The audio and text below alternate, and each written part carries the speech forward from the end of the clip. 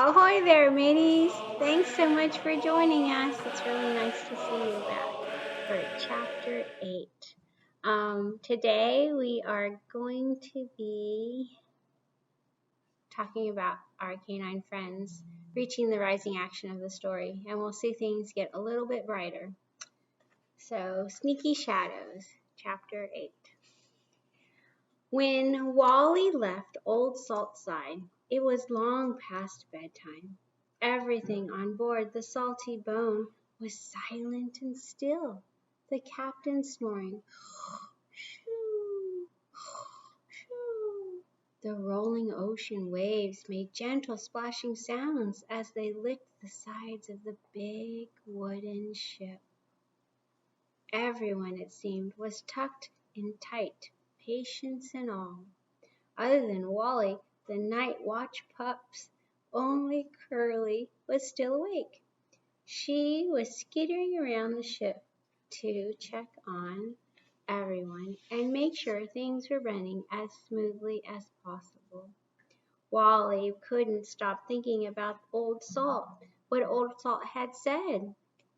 And he couldn't stop thinking about the Pirate Day party. Maybe Curly had given up on the party. Maybe everyone had given up, but Wally couldn't. He was the one who had lost the code cracker in the first place.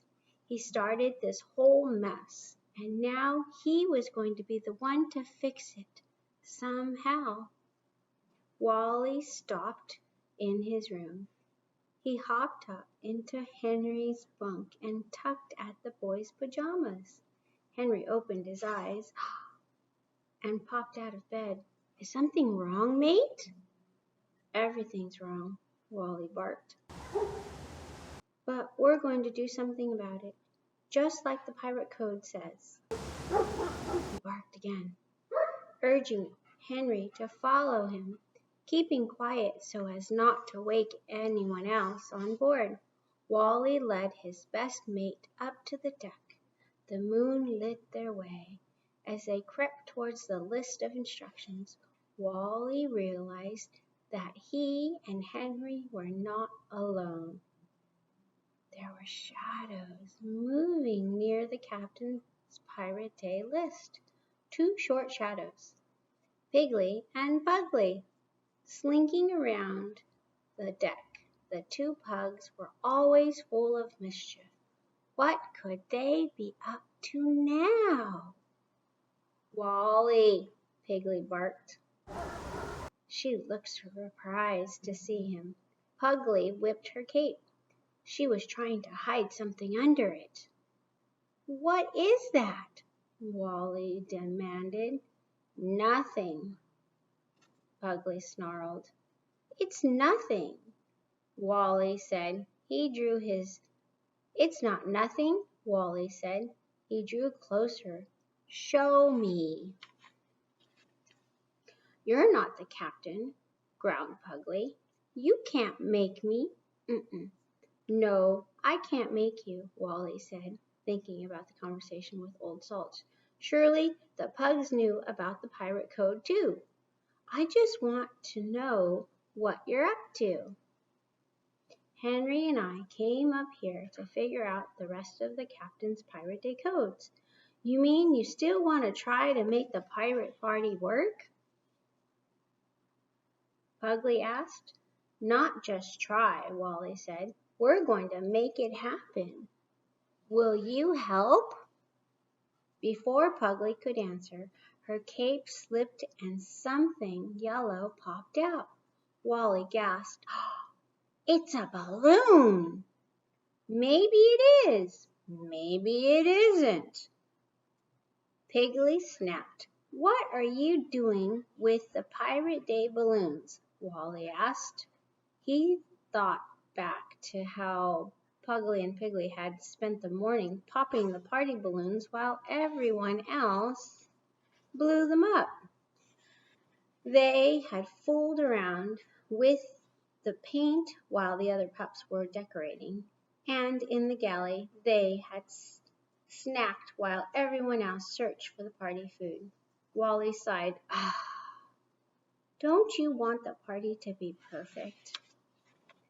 This was the picture we saw a minute ago.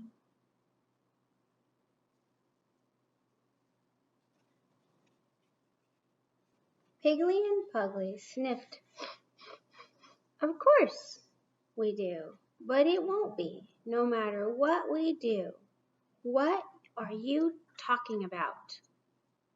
Wally asked. With the captain sick and Curly busy, well, it's never going to be the perfect party that the captain wanted, snuffled Pugly.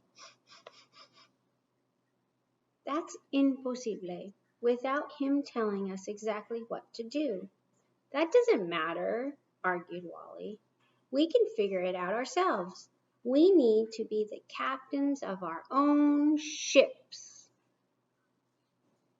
But there are only a few dinghies on board our ship, Wally Piggly noted. Not enough that we can all have our own. Wally shook his head.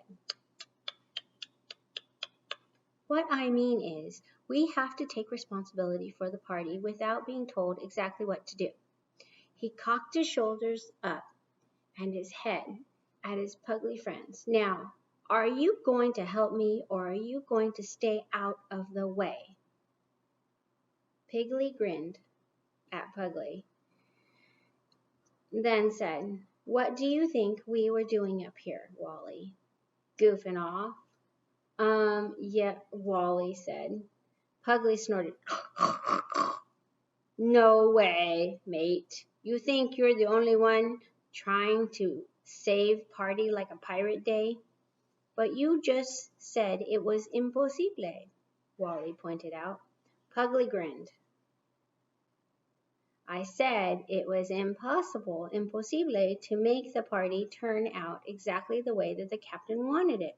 So we're not going to do that, Piggly said, giggling. We're going to make it even better. How? Wally asked. Did you crack some of the captain's codes? We'll leave the code cracking to you, your boy, Piggly said. Me and Pugly are working on a little surprise of our own. And it's gonna blow the captain away. So that concludes our chapter. And if you stay tuned, we have a slideshow about our continued learnings of the elements of a story. And we're going to cover the theme. And then next time when we get together, we'll continue to talk about the theme of our story. Puppy Pirates Seasick Adventure. Thanks so much, boys and girls. So the slides that we're going to be talking about today are the story elements. Story elements are the different parts to a fictional story. We're going to be talking about the theme. The theme is the heart of the story.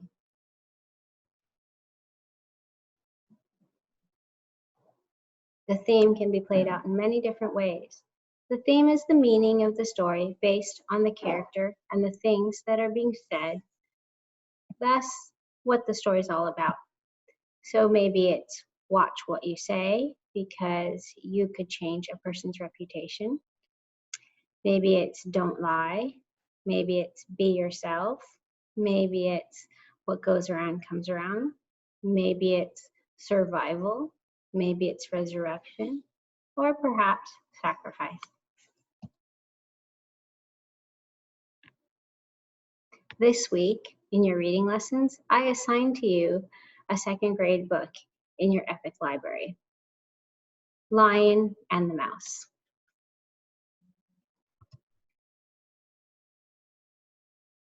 So let's try and see if we can figure out what the theme of the story is.